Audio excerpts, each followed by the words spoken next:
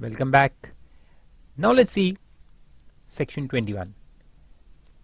Goods derelict, wreck, jetsam, flotsam. My goodness, what are these words? These are very simple words. This is a very interesting concept that if a ship has sunk in the sea sometime back in 1931, okay, and now Titanic, and now we go and bring the goods out of there and bring them into India. We send divers who go inside, take the goods out and bring it into India. Will they be chargeable to customs duty? The answer is yes. So that is given under section 21. What it says? That all goods derelict, jetsam, flotsam and wreck brought or coming into India shall be dealt with as if they were imported into India. Coming into India will be dealt with as if they are imported into India, unless it is shown to the satisfaction of the officer that they are entitled to be admitted duty free under the Act. Means if you show that there are exemption notifications for this, then fine. Otherwise they will be chargeable as if they were imported into India. So what do you mean by these words? Let's see. Derelict means vessel or cargo which is abandoned in the sea without any hope of recovering it. The whole ship is lost. It's abandoned without any hope of recovering, and then that ship might come to India on its own. The waves may bring it to India on its own, or the goods might come on the shore. They will be dealt with as if they are imported into India. Even though there is no importer, there is no exporter. It was left there, and after some years it might come on its own or maybe brought. Somebody goes there, takes the goods out and brings it into India. Then jetsam is where goods are cast into sea to reduce the weight of the ship to prevent it from sinking, and the thrown goods sink. The goods are thrown out due to some reason to save the ship, and the goods sink, and then some years later we can go there and bring the goods back to India. Or flotsam. Flotsam is when the goods continue to float after being thrown into the sea. So they are thrown there, but they continue to float, and floating and floating and floating, the waves bring that goods to India on its own, or we go there, catch it and bring it to India. As the case may be, it will be chargeable to tax. And last is the wreck, means property cast ashore called a shipwreck. Shipwreck means which is abandoned ship. When a ship is abandoned, it is brought to the ship breaking units, and then it is broken down and sold. The parts and components are sold off. So when that old ship is brought to shipping yard for it is converted into wreck, it will also be chargeable to tax. So that is a simple section. No need to go through the analysis. Then comes a very interesting topic, remission of duty. Remission means waiver. Remission means waiver of duty. There will be no customs duty. So here we'll see 2-3 sections, very interesting sections. Let's see one by one. First is section 13, duty on pilfered goods. Pilfered means stolen in small quantities. Like we had imported 10,000 chocolates from Switzerland, and when I went there to the customs port to inspect my goods which has come, I found a small hole on side of one of the packets, the big carton, and a few chocolates have been stolen away. My goodness. So out of 10,000 chocolates, 420 have been stolen away. So are we liable to pay tax on this 420 chocolates? No, because we are not getting them in our hands, so why should we pay tax? So the government will remit the duty on these 420 chocolates. Okay, so that is the first one, duty on pilfered goods. Pilfered means stolen in small quantity or even lost in small quantity. So it says, if any imported goods are pilfered after unloading thereof. Now see, the timing is important. After unloading, pilferage should take place after unloading. Means till the time of unloading they were full, but after unloading, when they are in the custody of that custodian, when they are lying at the port, it is stolen. and before the proper officer has made an order for clearance for home consumption or deposit in warehouse. Means before the order is passed for home consumption or for deposit. Means the pilferage is taking place inside the customs area. Okay, pilferage is taking place inside the customs area after unloading and before home consumption clearance or before deposit in warehouse. So at this point of time, in between these 2 dates, if there is pilferage, we will get remission.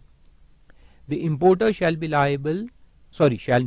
be liable to pay the duty leviable on such goods. Such goods means the pilfered goods, except where such goods are restored to the importer after pilferage. Now suppose if the goods were taken away by the customs officer themselves, and when you went there and you cried very loudly, "Where are my chocolates?" and "I want my chocolate." So they got frightened and they gave you back your chocolates. They were restored. So if they are restored to you, then you will be liable to pay duty, of course. Then a few cases are there.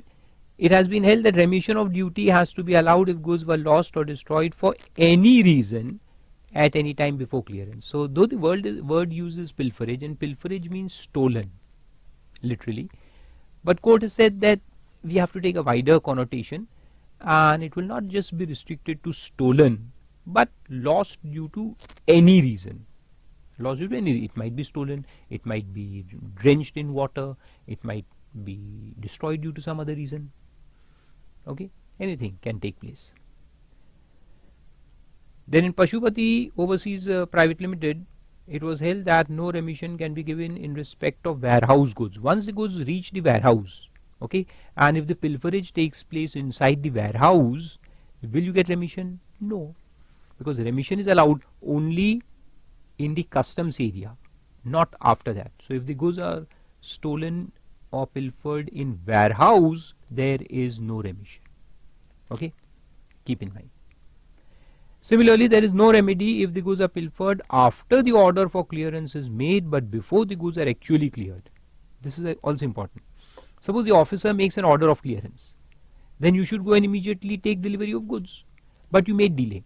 So when the order was passed, the goods were there, but you made a delay in actually taking delivery of goods. You came back after 7 days, and within these 7 days, if some pilferage takes place, that is after the order for clearance is given but before you actually pick up the goods, if there is a pilferage, you will not get the remission. Okay, no waiver, you will have to pay full tax. Means you have already paid full tax basically, so you will not get any refund. Then the term pilfer means to steal, especially in small quantities, or petty theft. So this is the normal definition of pilferage, but as we have seen, the court have held that you have to take a wider meaning of it. So loss can be due to any reason. Therefore the term does not include loss of total package. If the complete package is lost, then it will not come here, then it will come under different section, lost goods. Okay, so pilferage means small quantity. Out of 10,000 chocolates, 20 are stolen, 420 are stolen, 500 are stolen. Some part of it is stolen, not the whole of it. Then circumstances in which pilferage can be claimed.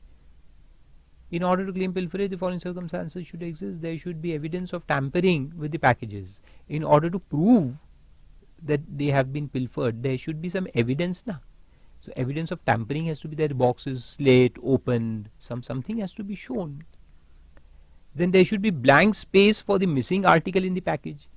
If there are no blank space, means there was nothing in it, means nothing more was there. So there should be some blank. If they are stolen, then it should leave some blank space.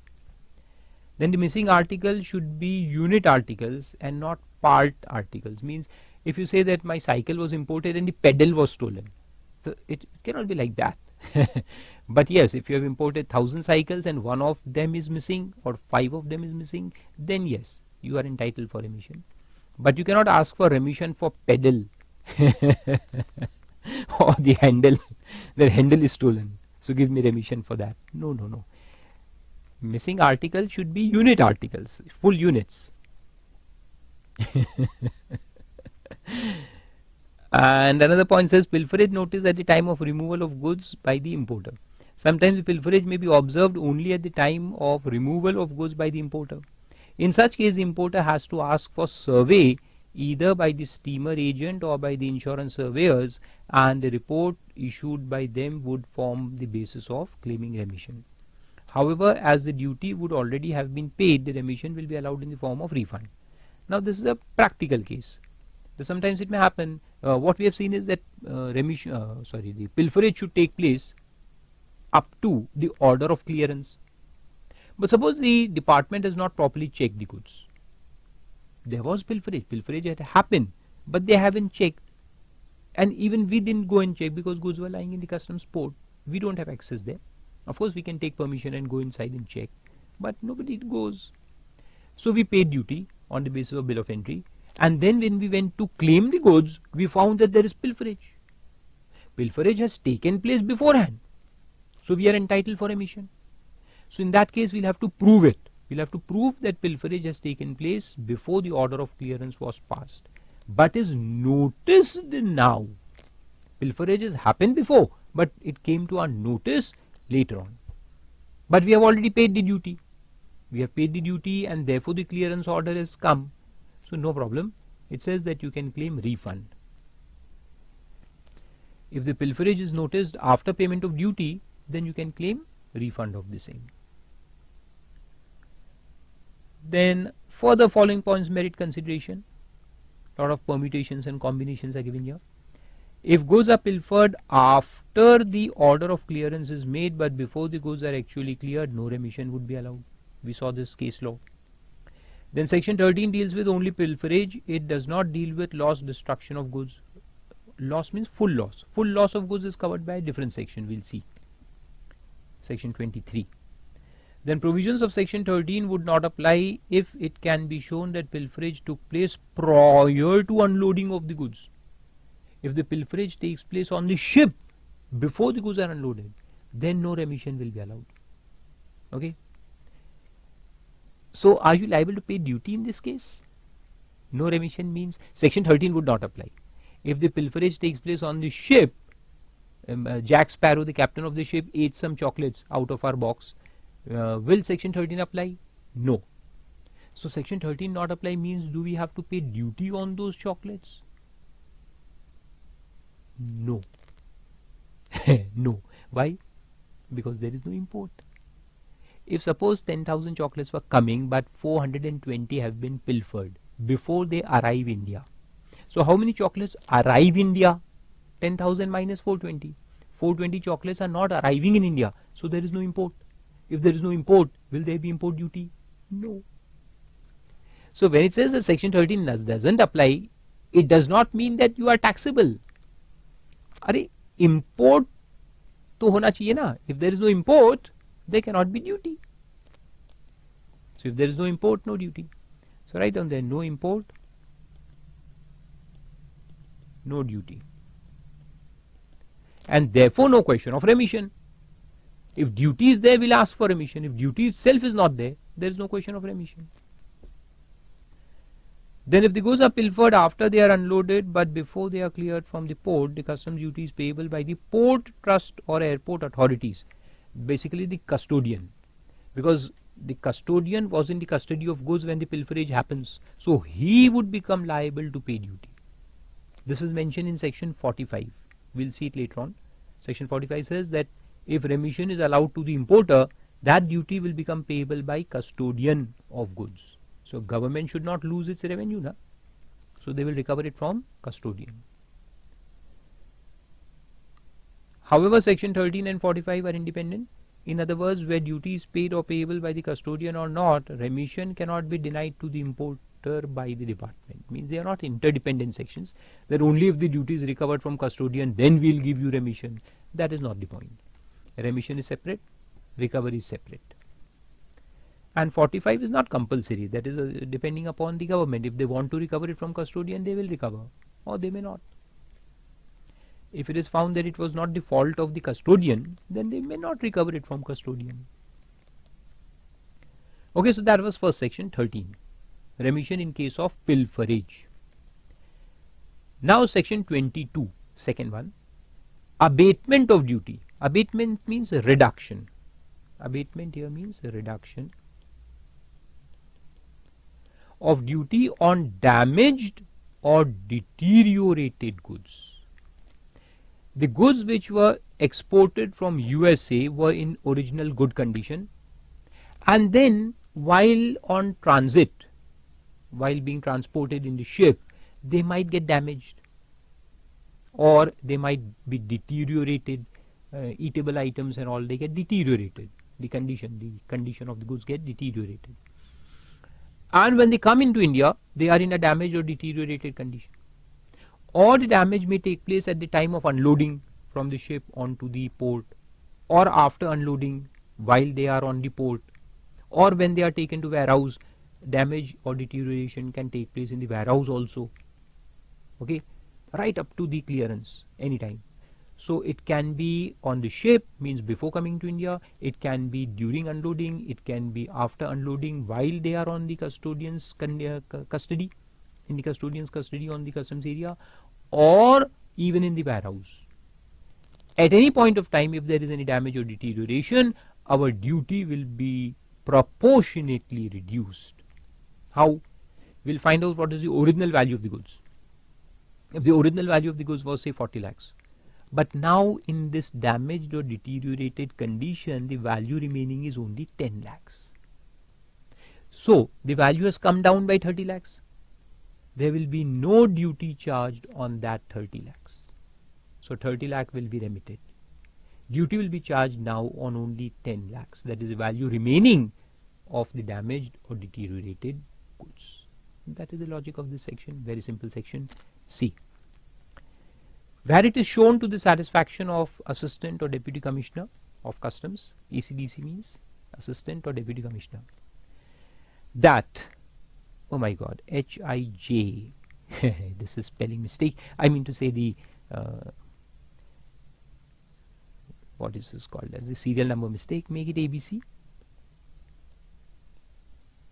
Okay, that the imported goods had been damaged or deteriorated at any time before or during the unloading of the goods in India.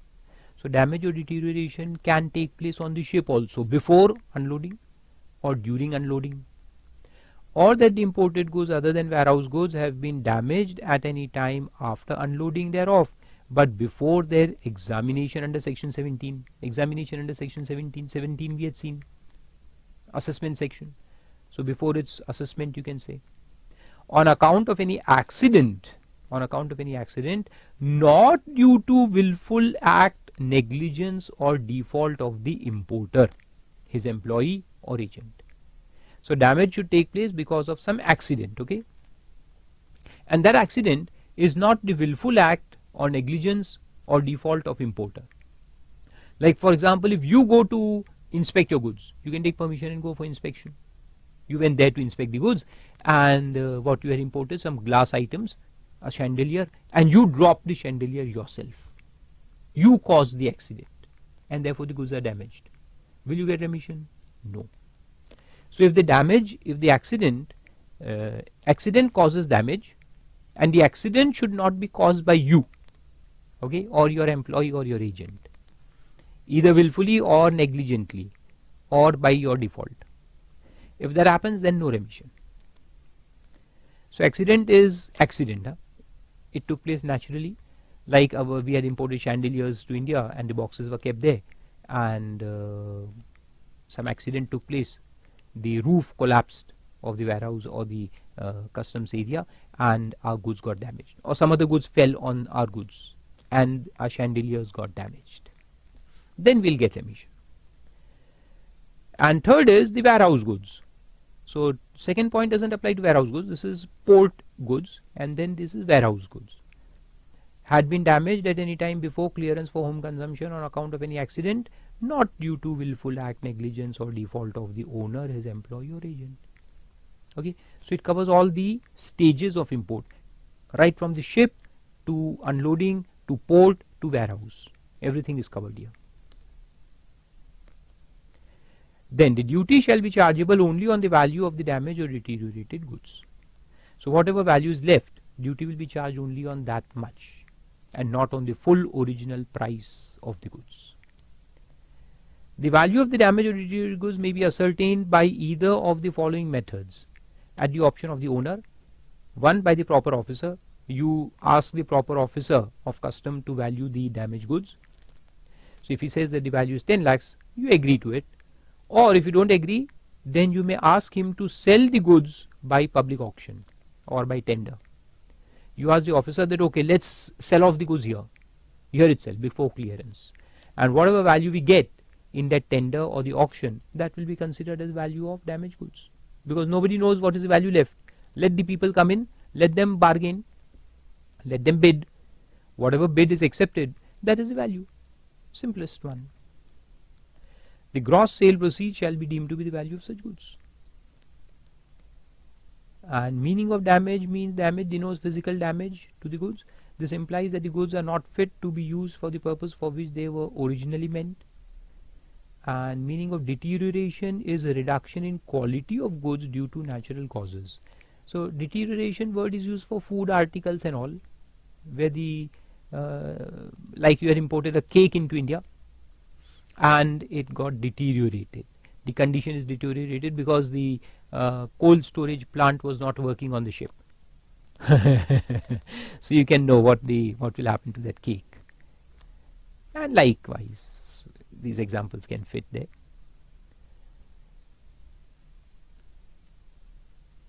Now, one important point is in this, which is not written, but I'll tell you, that the goods should be damaged or deteriorated.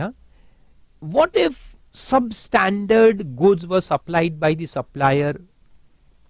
Means the US supplier supplied bad quality goods. The production was itself of bad quality goods. And those bad quality goods come to India and we, the buyer, don't accept it. We say that no, we haven't ordered this kind of goods. This is damage. Give us a remission. Will the remission be given? No. Remission will not be given because these are the original goods that were produced there and imported into India. It might not be to your liking. It might not be to your taste, but it is not damaged. They were originally like this only. Then remission will not be allowed. So if original substandard quality goods are getting imported into India, there is no question of remission. Remission arises only when there is damage. That is, when the goods were exported from US, it was good quality, and then while coming to India, the quality got deteriorated. Then the remission will be allowed. So that is one point you should remember. Then there are a few cases here. One is super chemicals, that willful negligence on part of assessee is not permissible for abatement. Obviously, willful negligence. The goods get destroyed because of your negligence, then in that case, no remission. Then Udayani Shipbreakers Limited case, Supreme Court, Rajkot, CCX Rajkot. The remission of duty under section 22 could not be granted if the claim thereof has not been made before the assessing authority. Obviously, if you don't make a claim before the assessing authority, will it be allowed? No. So you cannot make a claim later on in appeal stage. You have to make a claim before the assessing authority. And lastly, the date of ship's arrival in port would be taken as the date of its unloading. That is of no use. Then, next is section 23, remission of duty on lost, destroyed or abandoned goods. Now here we talk about completely lost goods. So we had imported 1,000 chocolates. They had come in good quality, good condition, absolutely beautiful chocolates. They come to India. They were lying on the port. And then when we went for clearance, it cannot be found. It is completely lost, stolen. The whole box is gone. Or there was a fire on port and our box containing 1,000 chocolates was totally burnt. Destroyed. Completely destroyed. It should be completely destroyed. If it is partly destroyed, then it will come as damaged goods. So it will go under section 22. So 22 and 23 are different. 22 is damage. Means part of it is damaged. 23 is completely destroyed. Valueless. The value has become absolutely zero. That is called as destroyed goods. So lost, destroyed or abandoned. Abandoned means we can forego our claim to the goods. We can abandon means relinquishment of title. The importer abandons the goods. He doesn't go to take custody of his goods. He doesn't file the bill of entry. That is a metaphor I am using. But the point is, you are abandoning. You go there and you say that I don't want my goods. Keep it. That is called as abandonment. Why do you do abandonment? There are certain goods which are liable to heavy import duties. Say for example motor car. Now your friend in US, Donald Trump, gifted you a motor car. He's your good friend. He gifted you a motor car. And the motor car has come at the port. So when you go there and ask the customs authority how much duty is payable. Now one thing you must note, that even though it is a gift article, it is liable to customs duty. And the customs duty will be on full value of the car. Even though it is gift, it has come free of cost, but you are liable to pay import duty. And you are not Sachin Tendulkar. Sachin Tendulkar got exemption from the government. There was a specific exemption given to him when he got that Ferrari. He received gift from Michael Schumacher of one Ferrari. So when that Ferrari had come to India, Sachin was also liable to pay duty, but the government gave him exemption. I don't know why. He's such a rich man, earning thousands of crores while he was playing, and he got exemption. And if you, a poor person of this great country, receive a gift, even a small gift, you would be liable to pay customs duty.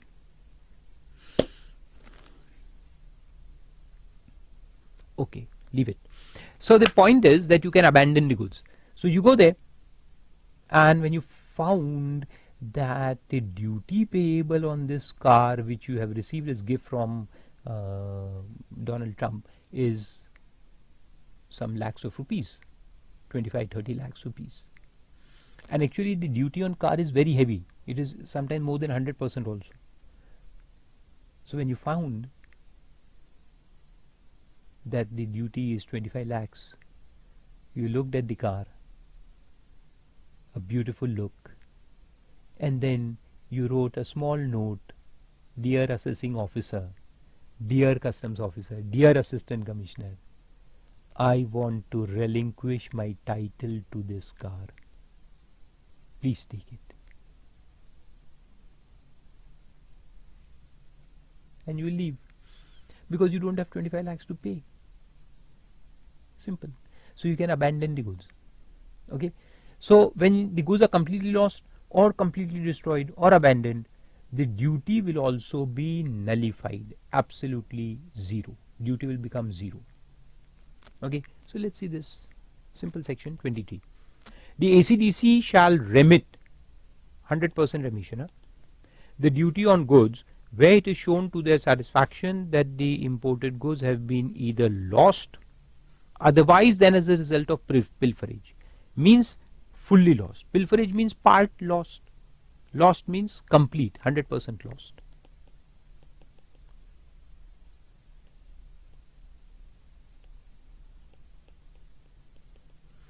Or destroyed, again completely destroyed with zero value left. Because if some value is left, then it will be called as damaged goods. It will go under 22. Destroyed means zero value. At any time before clearance for home consumption, or the owner of the imported goods relinquishes his title to the goods before an order for clearance for home consumption. Before the order of clearance, or deposit in warehouse. If you ask your goods to be deposited in warehouse and the goods go to the warehouse, then can you remit your claim, means relinquish your claim? Yes, you can do so, but that will come under warehousing procedure. We will see it there. In that case, you will have to pay the warehousing charges and all that. Duty will be remitted, but warehousing charges, the rent, etc. has to be paid. And if you relinquish your title at the port itself, then you are liable to pay nothing. Okay. And another question, that who will become owner of these goods? The customs department. The department, yani government becomes the owner. If you relinquish your title, government becomes the owner. Then government will call an auction and sell off the goods. Simple. So it says, The owner of the imported goods relinquishes his title to the goods before an order for clearance, before the order for clearance for home consumption or deposit in warehouse has been made. However, the owner of such imported goods shall not be allowed to relinquish his title to such goods regarding which an offence appears to have been committed. Now you can use this relinquishment to save yourself from punishment. If you're caught doing some offence, okay, and then you go and say that I'm relinquishing my title, I don't own these goods. No, you cannot save yourself from penalties. In that case, you will not be allowed to relinquish. You will be liable for full duty as well as penalty and interest. Okay. And relinquishment is done by endorsing the documents of title, that is bill of lading, airway bill, etc., in favor of the Commissioner of Customs along with the invoice. So you will hand over the invoice and the document of title to the Commissioner with a note that now the goods belong to you. I am relinquishing my title. And there's another case, Himalaya Granite, that no remission is available under section 23 in case of theft of goods belonging to importer. Theft does not fall within the purview of expression lost or destroyed. Okay, because it is covered by section 13, pilferage. And the analysis is given. That is again simple. We have already seen the detailed points. Then next is section 24, power of the government to make rules for denaturing or mutilation of goods. This is another case of remission, interesting one. This happens in two cases. One is denaturing. So denaturing means changing the characteristics of some goods, making it non-usable for a particular purpose. This happens in case of alcohol. When you import alcohol into India, and if that alcohol is pure alcohol, it can be used for making drinks also. Different kinds of drinks. You might be aware of them. So that alcohol is chargeable at a very heavy rate of import duty. But if you import industrial grade alcohol, there is alcohol which is used in industry as a fuel, it cannot be used for drinking purpose because it is mixed with certain chemicals. So it becomes poison. It cannot be drunk. Okay, so that is called as industrial grade alcohol. That is chargeable at a very low rate of import duty. Okay. Now, you are the importer. You want to import alcohol for your industrial use. But what you import is the original alcohol, the good alcohol. But you don't want to make drinks. You are not a brewery industry. You are not Vijay Mallya. You are running a steel industry and you want to use alcohol as a fuel. That's it. But the imported alcohol is of the good quality. So officer will charge the higher rate of duty. Right? So what you can do is, you can ask the officer, wait a second. Let me add chemicals to this alcohol. I will make it industrial grade alcohol. Then you will apply the lower rate of tax. Right? So this is called as permission for denaturing. The government makes rules for this purpose. We have to follow the rules, the procedure, and ask for denaturing. We'll ask the customs officer to allow us to denature that alcohol. Once we are allowed, we will go there, we will mix the chemicals in that alcohol. So now it becomes non-drinkable. Then it will be charged at the lower rate of tax. So that is one point, denaturing. Second is mutilation. The mutilation concept applies in scrap industry. Scrap industry is a case where you import scrap, like scrap of steel, scrap of plastic, you import into India, and then you melt it down and make new plastic, new steel, etc. Okay, so that is a big industry, refurbishing industry. So what you are importing is scrap. Okay, so the duty will be applied, will be the rate applicable to scrap, not to the original goods. Like if original steel is imported, it will be chargeable at a higher rate, but scrap of steel is chargeable at a lower rate. Now, you import scrap steel from Japan. It was sold as scrap there, so you bought it and you brought it to India. But when it came to India, the customs officer checked the steel and he said that this is so better than our freshly made steel in India. Now there is a difference in conception, the perception of scrap. Somebody calls it scrap, for someone else it is better than the original. Now Japanese scrap can be considered as better than Indian made steel, original steel. So officer doesn't accept this point. He says that I will charge full duty, the higher rate. So you'll say, okay, let us do one thing. Give me the permission to convert it into scrap. So I'll take machineries there, I will convert that into scrap and then submit my bill of entry. Then it will look like scrap. So you'll say, okay, now you can import at the lesser rate. So these are the two concepts here, denaturing and mutilation. And what the section says, the government will make rules for permitting the denaturing or mutilation at the request of the owner. And once the request comes, they will allow you, and you do it. You render it unfit for some uses, and then you can apply for the lesser rate of tax. So very simple one. You can read it once. And the example is also given. Denaturing of Spirits Act 1972 applies in this case. Ethyl alcohol which is not denatured attracts a higher rate of customs duty, whereas denatured ethyl alcohol attracts lower rate of duty. Assuming undenatured ethyl alcohol is imported, certain very bitter chemicals can be added to denature the spirits as per the rules, and once they are denatured, they attract a lower rate of duty. Simple. So it's very simple. You can just read it once. Okay. So that was the levy chapter. Interesting one. And as I told you at the start, this is an important chapter.